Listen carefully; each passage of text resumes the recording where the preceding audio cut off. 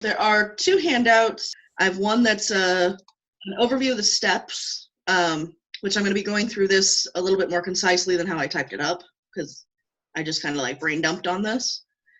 And then at the bottom of the document, there's some cool stuff, because it's one of the biggest things with stained glass is that glass has a very specific way it's going to behave. It has rules, and if you don't follow those rules, it will not do what you're trying to do. One of the biggest things is, like, there's only certain ways you can cut it. It wants to break in a straight line or a continuous line at the very least. Mm-hmm. So doing things like this cross, that's not a thing. You can't do these deep corners like this. Right, that makes sense. So you end up having to break it up in different ways to do that. Curvature is a giant pain. You can get into deep curves. It takes a lot of patience, and you're going to break it a couple of times first and snap that moon you're trying to do in half. It's going to be great. This is a really good visual of, like, okay, straight lines, geometric shapes, super duper easy. As you get into circles, it's going to be a lot of little cuts to finally get to what you're trying to do. And then you get into the weird things that they're never going to work. The glass is always going to break in the middle on you. The only way, like, honestly, you get into these painful ones is a lot of grousing or grinding. And that's kind of like the whole point of stained glass is working within the medium first, and then altering the medium to try to get what you're doing. So when I say lots of little cuts, like, to get to this big curve, you do every one of these lines is a cut. Oh. So you wouldn't attempt this big cut first. It won't break out of there right, unless you're having a really, really good glass day. And that's usually not a thing.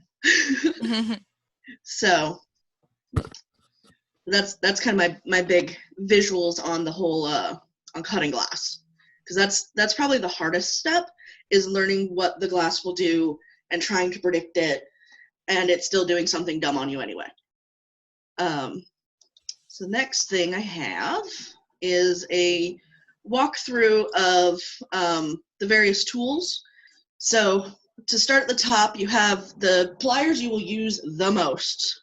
They are your breaker grouser pliers. If you look kind of close, there are two. Each side is shaped a little bit differently. The flat side is, when you have the flat side on top, it's for breaking pieces of glass off. When you have the rounded side on top, it's for what's called grousing, which is when you're basically nibbling away pieces of glass to get to the shape. That you, like, it might be like in a tiny curve, or it's splintered a little bit weird, so, like, you just gotta kind of nibble away a little bit of glass. I have the lead nippers on here. So there's two forms of stained glass. There is lead channel, which is more period. Well, it's actually period. And then there's the foil method, which was developed by a gentleman who wanted to be able to make more 3D forms, specifically lamps. So, like, Tiffany lamps were the big reason foil method came around. Gotcha. I'm gonna be doing foil today because it's easier to show in this format. Lead is a process. Then you have your various kinds of cutters, and a lot of this is just preference on how you want to hold it. So my main one is this pistol grip one. I feel like I can get a good grip on it. And then there's a wheel cutting tool. So basically, it doesn't cut the glass, it scores it.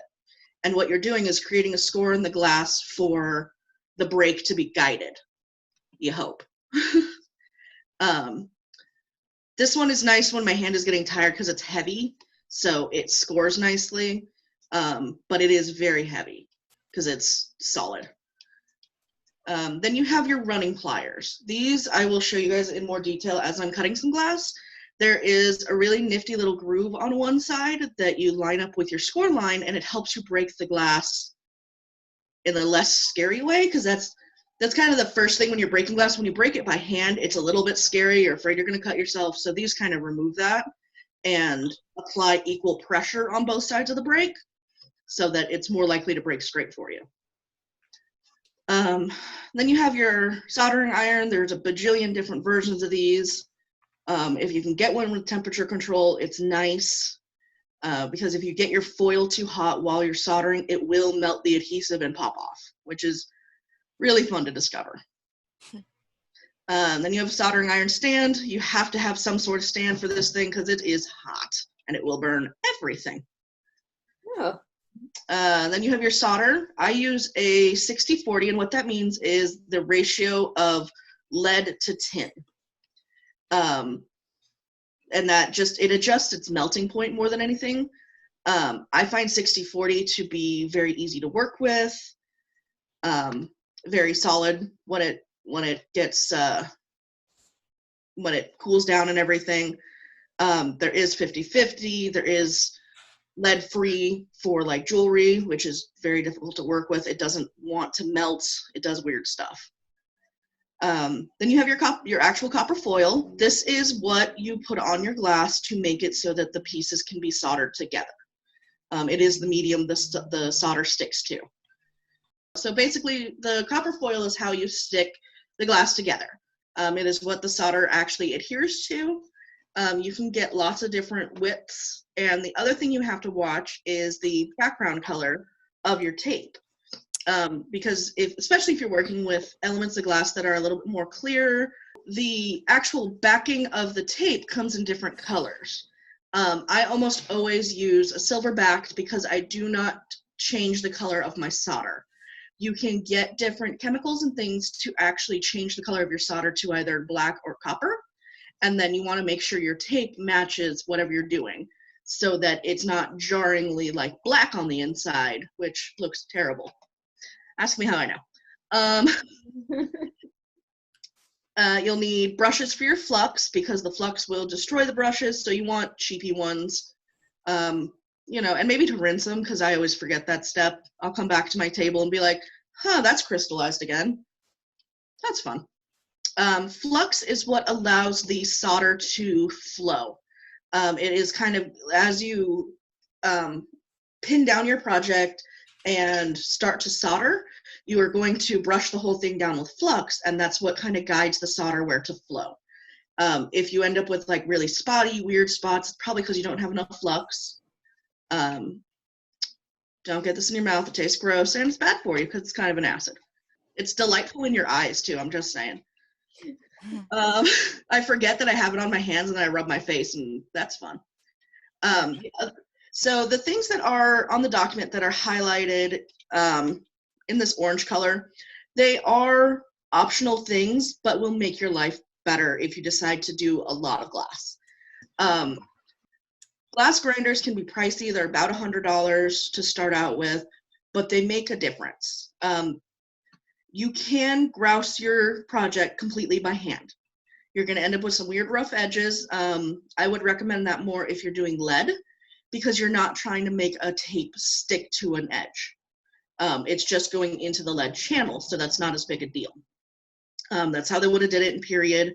That's how they got away with having rougher edges or weird breaks or things like that, because it was hidden in that channel and then encased in a putty so that it actually stayed in the channel. Grinders make the difference for when you're doing foil. It cleans up your edge, it takes off the sharp points, it can help you get that deep curvature you're looking for if you want to take the time to actually grind that in, but it also roughs up the edge of the glass so that the tape sticks better. Everything you can do to make your foil stick better will make your project better. If that foil comes off the glass at all, your glass is falling apart. There's no saving it at that point. You have to basically start over.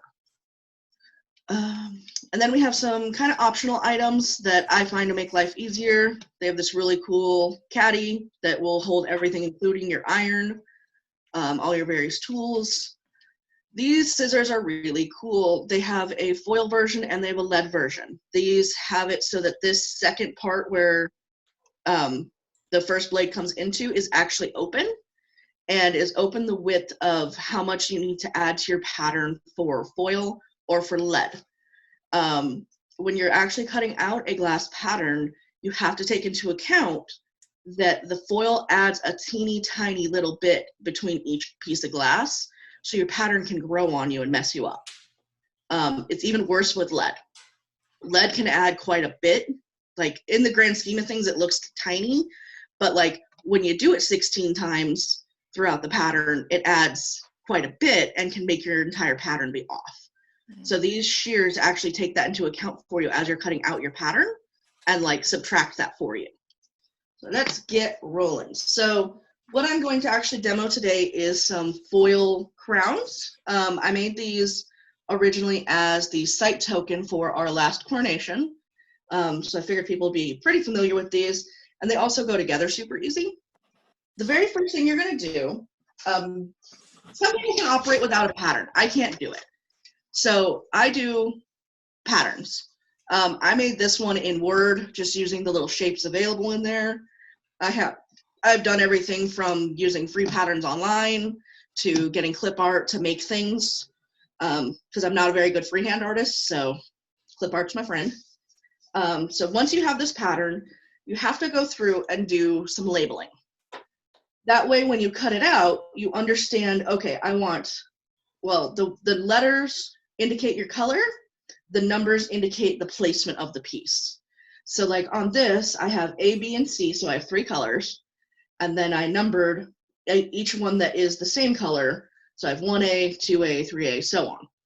This helps so that when you get to the stage where it is cut out in pieces, like that, you know how it goes back together. You always want to have at least 3 to 4 copies of your pattern outside of the one you cut up. You're going to lose a piece while you're cutting it out. That always happens to me. You're going to break a piece in such a way that it messes up your pattern and you have to cut out a new pattern piece. And then at one point, you actually wash these pattern pieces off your glass. So you want to still have something to reference to pin down against. And we'll get more into that. A lot of people will do their patterns out of like manila folder or cardstock or something and then just trace it onto the glass. I find that difficult as I'm cutting the glass to still see the lines. So for my own sanity, I actually glue on my pattern pieces to my glass, like so. And if you have straight edges you can use, like you want to do that. So like on this one, I have this nice straight line that I can glue the pattern piece against. I try to use as much glass economy as I can. Glass is expensive. I have buckets and buckets of scrap all over my house because you never know when you might need that one piece of that one color that's like microscopic, but it's just the right size for that piece you broke. So the other thing you have to be careful of when you're gluing the glass pieces down is you have to glue them in such a way that as you're cutting, you don't end up lopping off a piece of what you're doing. So you have to remember as you're cutting glass, it wants to break in a straight line. So say I glue that piece there-ish. I can kind of get away with putting that super duper close because then I can do one straight line to break those. What I couldn't do is say I needed another blue piece. I can't glue that there unless I'm willing to break this piece off first, right? When I do this score, it's going to go through that piece. So you kind of have to think about like your trajectory lines as you're cutting and gluing. So when you first start, it's okay to totally glue the pieces all over the glass, not being super economical with what you're doing with the glass until you figure out a little bit more of what's going on. So on these, I have my 3 different pieces of glass for my 3 colors. So these would all get glued down, but for time's sake, I kind of went through and I did some of these steps already. So your next step, once everything is glued down, ready to go, is to cut. So here is my favorite cutter. The actual handle grip on this is set up so that you can put cutting oil in it. I find that to be exceedingly messy and it just makes my glass too slippery and I end up doing weird things in my breaks. So I don't use it. I haven't really found a need to use it. So the big thing to remember when you're cutting glass is you're actually only scoring it. So there's a little tiny wheel on here and you want to replace these every so often because they start to get dull and get weird. You're actually scoring your glass. and it's a really fun noise. So you want to line up as close to the edge of your pattern as you can get. You press down, and you go. So you can see there's a score now. One of your handy-dandy tools called your running pliers. So you have this cool groove right here. You actually line that up with your score mark and press, and it breaks. Thankfully, this blue likes to play nice. There are some colors of glass that do not want to play nice. The more color that's packed into a piece of glass, the more likely it is to do some weird stuff. Clear glass always breaks easier. Straight up clear glass is the easiest to work with. So you keep going, just slowly getting your piece out of the glass. This pattern's super simple because it's all geometric. So what you would typically do is you do your big cuts to get down to some like a manageable piece of glass, and then you would do your more detailed cuts to actually free the piece of pattern from the glass. This pattern kind of cheats that because I don't have curvature in here or anything. When I have a piece this close to the edge like this, where it's smaller, I don't typically use the running pliers for that because it's just big. You can use your grousing pliers with the flat edge up to just line up to that score mark and just, boop, it pops right out. So, but cutting glass will be the biggest learning curve. You're gonna break pieces, you're gonna have them break through the middle of your pattern, all kinds of stuff. You just kind of roll with it and keep moving. For this guy, or you do stuff like that where you get a little crazy and you break the edge of the glass. I am confident enough to break with my hands now, so sometimes I just do that because I don't feel like finding my tool. Because they're all over my desk, like always. So that's a teeny tiny edge that's outside of, there we go, that's outside of my pattern piece. You have many ways you could get rid of this. I typically, if I can actually get my scoring tool in there, I do use the scoring tool and then I use my grousing plier to pop it off. You could just straight up grouse it off, where you would take that curved side of the pliers, have it up, and you literally just nibble away. You're just breaking it off, and it makes a mess, and you end up with tiny glass pieces everywhere, but it did what I needed it to do and cleaned up that edge. You also could just take that straight to the grinder. It's going to take you longer, and it's going to eat your grinding bit, which are expensive. So I try to get it as close as I can breaking before I go to my grinder. But now that that edge is kind of chewed up, you can see that's where the grinder would clean that up for me, because that will not stick well to foil. That, and there's super, super sharp edges that will pop through your foil and make life difficult. Okay, so one thing you're going to end up doing a lot while you're cutting glass and working with glass is sweeping your workstation. I always have a little hand broom nearby because there's always going to be glass shards everywhere. I kind of cheated because I have a piece of paper down so you can see the glass some more. And so, my work surface that I work on is cork. It takes soldering really well. It lets me pin down the patterns. It has just a little bit of give for while you're cutting the glass so that it doesn't hurt the glass. If you have anything under the piece of glass that makes it bump up, it will make it break weird and put weird stress points on the glass. Okay, so I did go ahead and I had cut some yesterday so you can kind of see. So these are all cut out and they still have their pattern pieces on them. At this point, I would then take them to my grinder. So that is my grinder. So it's got a little water reservoir so that it keeps the bit from getting too hot. There's a little sponge that feeds the water up to the bit, and then you just use that to do your grinding. So that's what they would look like pre-ground. This is them after grinding. They don't have their pattern pieces because I washed them. You have to wash them before you start to foil them. That is like one of the most important steps that seems trivial, but if you do not wash your pattern pieces really well, you're not getting the grit off the sides. So it makes it so that the foil will not stick and you have to get the pattern pieces and glue off of them for the same reason.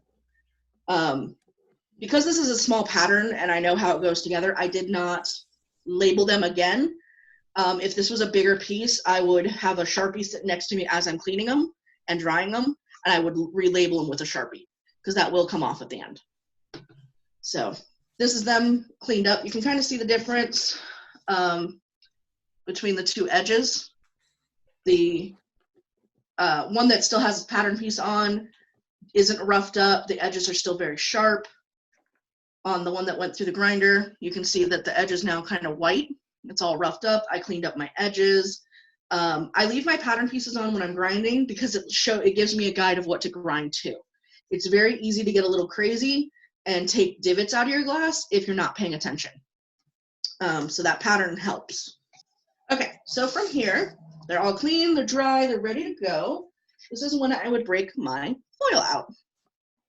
So this is 7/32, which is what I prefer, 7/32 of an inch, sorry. It's what I prefer to use. It gives you a little bit of wiggle room to kind of get the glass centered, but it isn't so much foil that it messes with your design. So it is nice. It is silverback because I do not change the color of my lead or my solder. So the big thing with this is that you have to get this to stick to your glass as best as possible. It's very hard to not constantly touch the tape as you're going, but that can make it so that it is not nearly as adhesive as it needs to be. So you want to start your foil like halfway down a side. You don't want it right on the edge because you're going to overlap that and it makes the edge weird. So as you're foiling, you actually lay the piece of glass as center on the foil as possible, so that there's a little bit of overlap on both sides, because that's how you're actually going to connect it to the other pieces. And you just work your way around. Whoops, and of course it popped on me. Stop it. Work your way around, continuing to center it until you come back to that edge. You just want to overlap a little, and you want to try to make sure the sides meet up on both sides of the glass. Otherwise, you're going to have to come back and do some trimming. So keep little scissors nearby. And then you're going to go through and actually fold down the edges onto the glass itself, using your fingers to kind of press it all down to the glass. So on this one, ended up pretty clean. Sometimes what you'll have is the ends will overlap and you'll actually be able to see like a little bit of a overlap where it pops up. You will want to trim those because the solder will adhere to everywhere the foil is. So it will show up on the end piece. And to do that, I just go through with an X-Acto knife and just trim them up. Last step for the foiling is using your burnisher. These are nifty little tools, but honestly, anything, you can use a piece of dowel, anything that's got just a little bit of give to it, you can use to do the edges, but this is a nice little wheel. It makes it so that you can kind of tell, let's see if it'll show it. The side that I did burnish is nice and flat now. There's no wrinkles. And you want to go through and do that on each side, on both sides of the glass. Be careful that you do this on a surface that has just a little bit of give. If I'm doing a bigger piece that I'm foiling, I like to have like a towel laid down. Otherwise, as you're burnishing and pushing down, you can break your piece of glass, which is really annoying because you just got done cutting it and grinding it and everything. I've done it on these quite a bit. When I was making the hundreds of these, I would break this bar all the time as I was burnishing. So you'd go through, you would do your foil on all of these so that they are ready to go. I realized I should plug my soldering iron in. Cheat it a little bit. I've got my soldered ones, or sorry, my foiled ones. So these have been burnished, they have been trimmed, they are ready to go. So now we get rid of the foil. So this is when it's really nice to be working on corkboard. Corkboard is nice because you can pin your pattern down. So this is when another one of your copies of your pattern comes in, and some thumbtacks. So this is when you would actually take your pieces and start lining them up with your pattern, like so. Okay. This makes it so you know how to put your puzzle back together. And they're going to end up with some funky stuff. You always do. You just want to get it in there as good as you can, and then you futz with it. But you want to start pinning down at least one side so that you have a place to push up against. Otherwise, it's all just going to constantly move on you. And how much you pin down is really up to your comfort level. I tend to pin down a lot at the beginning, do my tack soldering, and then remove all of my pins so that I don't solder my pins like I like to. Almost all of my thumbtacks have melted tops because I get a little crazy.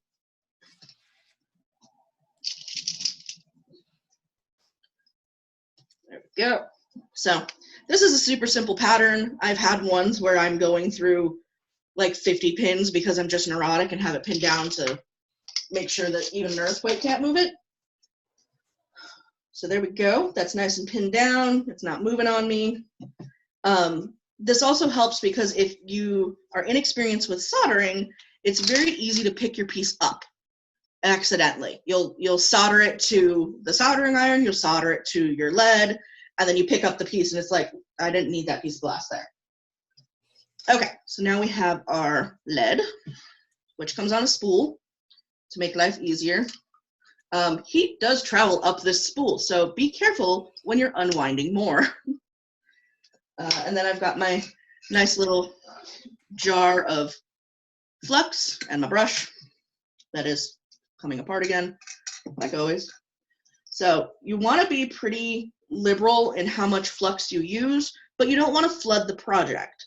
So I know on this one, the main soldering line is this guy right here, because that's where all the pieces connect. So for now, because I'm doing my tack soldering, I'm just going to hit where I know the joints are going to be for now. As the pins come off, I will be able to flux the whole thing so I can get all of it silvered. See how another fun tool you need to have when you're soldering is something along these lines. It is just a wet sponge in a dish. It's so you can clean the tip of your iron as you're going. You want to do that periodically, otherwise you start getting buildup of nasty solder on your iron and it won't work as well. So soldering is interesting. This is probably one of the second biggest learning curves of this entire game, is how to actually solder. You have to kind of fight this battle between not heating up your foil so much that you melt your adhesive, but enough that you get it covered in the solder. So when I'm doing my initial tack soldering, which is just getting the pieces connected enough that they stay in place, I will just grab a little bit of solder and just kind of dab it on. And I try to grab the area that has the most connections so that I'm not hitting the whole thing with heat constantly.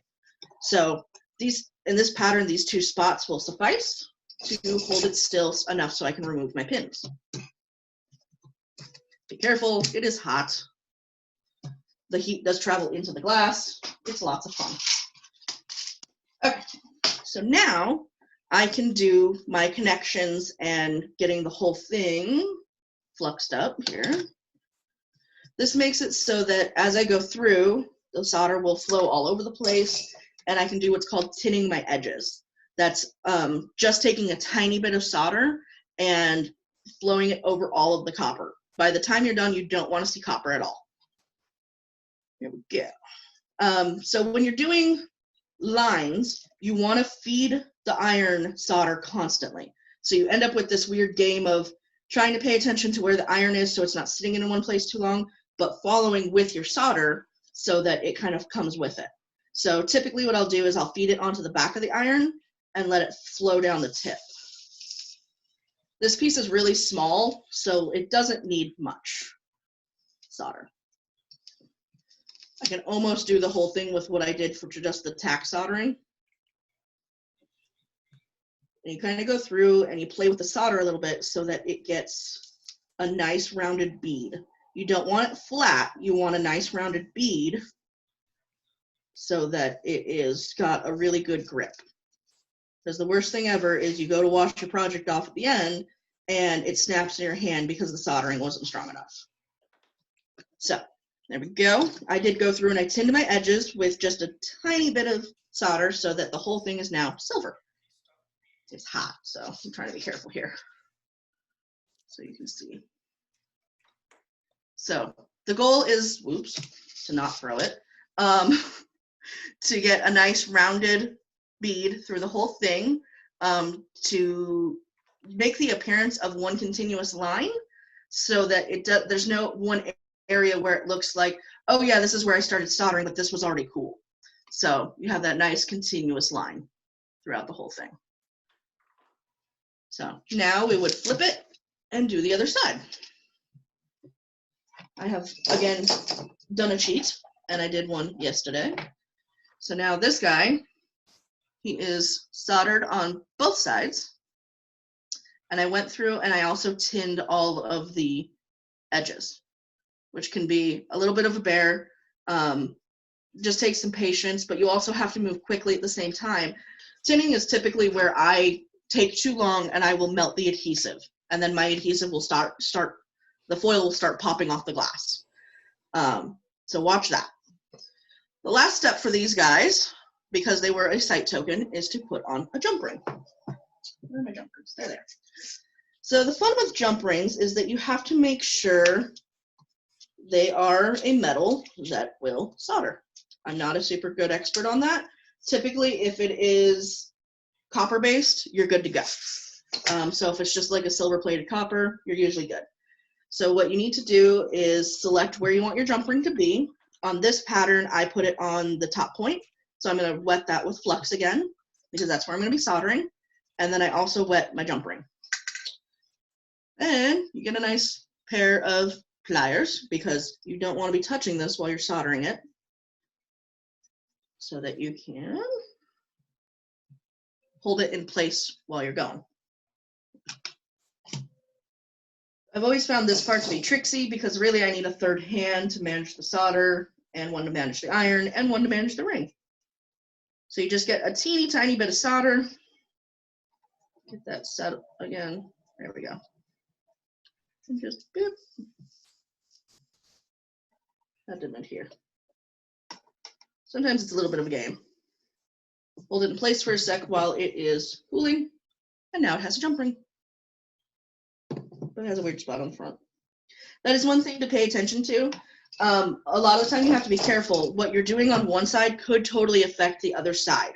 So you could be melting through the lead on the other side. It could be bubbling. You could be doing some weird stuff. So as you go, once you have both sides soldered, if you're doing touch-up work, make sure to check your other side. So now we have a jump ring, like so. So now the last step for this guy is to actually neutralize the flux. You do that with baking soda. This is usually the part where I find out that my foil popped because I put it back in water again. So typically what I do, I just sprinkle a little baking soda on this guy, get him wet, scrub him down. Up until this point, like the flux makes them super gooey and super gross. So this is always kind of like the therapeutic moment of, oh look, now it's gonna be pretty. Rub it down really good. And there we go. He's clean, the glass is clear again. Oh, nice. He's not sticky anymore. At this point, you could put Never Dull on him. I used to do it. I found it to be time consuming, and it doesn't really add anything. They're pretty shiny on their own. If you did your soldering correctly, they come out pretty good. But this piece is it's a super quick run through on these. I find that this piece is good for just talking about the basics. There's no curvature, so we kind of cheated on that. But I think that is most of it. Does anyone have any questions? I know I ran through that kind of quick. Can you do more of the soldering on the not complete one? So we finished the one side, so now we're going to go to the other side.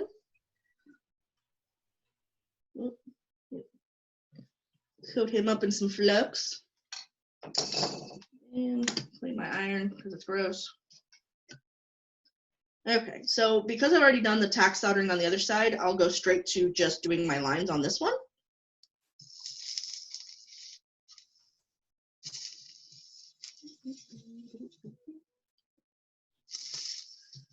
Soldering is like my favorite step, but also my least favorite step because it's just, it brings out the perfectionist in you because you can sit and stare at it for hours and be like, that joint's not good. And you'll just keep reflowing over it, and that's how you mess up your foil. Like the boxes drive me nuts because it's like I'll do soldering on one side of the hinge and then I'll go to look at the other side of the hinge and it's hideous.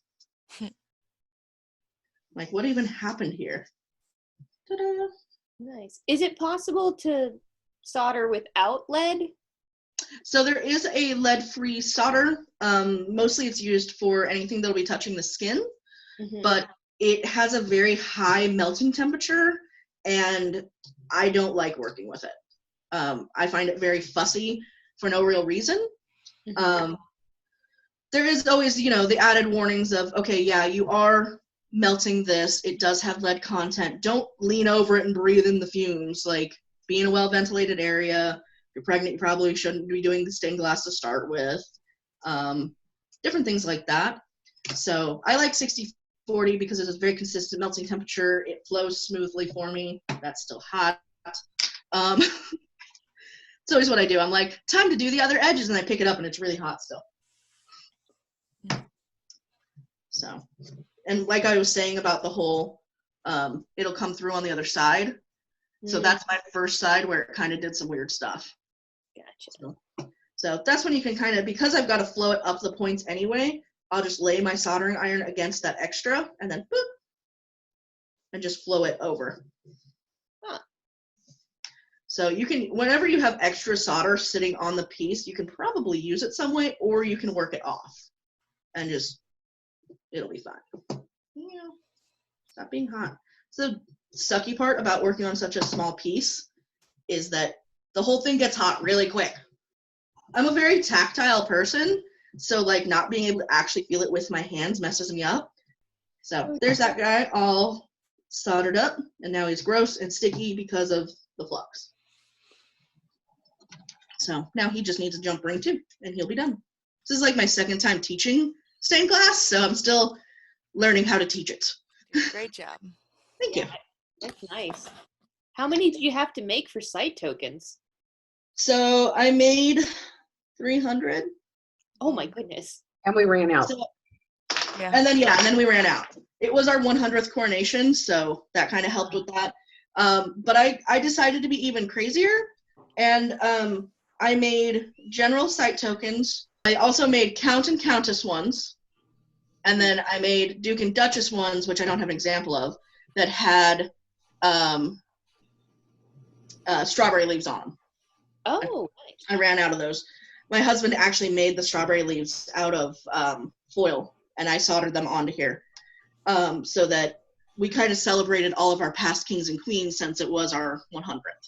So this is the other guy I made as a site token for a Middle Eastern culture. Nice. Beautiful. Yeah. This was interesting because it's got a pebble in the middle, so learning to foil the pebble was interesting. I found that stained glass site tokens are just, they're a whole level of crazy, but they're a whole lot of fun. The class has been awesome. You are an awesome teacher. Thank you. Thank you.